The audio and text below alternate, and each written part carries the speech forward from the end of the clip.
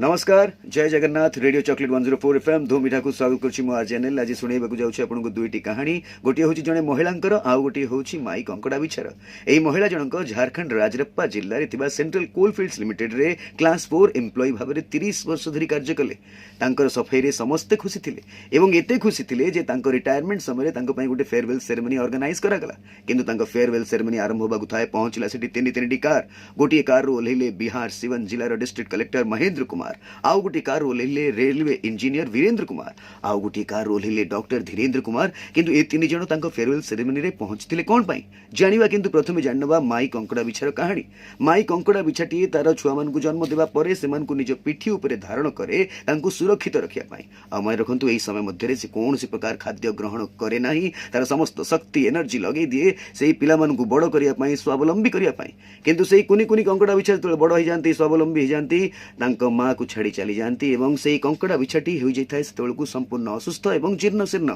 कारण से पर्यंत किसी खाद्य ग्रहण करने थाए जदि आम झारखंड से महिला सुमित्रा देवी कथा कहबा ताले से दिन फेयरवेल सेरेमनी रे पहुंची तीन पुओ छाती कुंडेमोट कर जो परिश्रम सुफल आज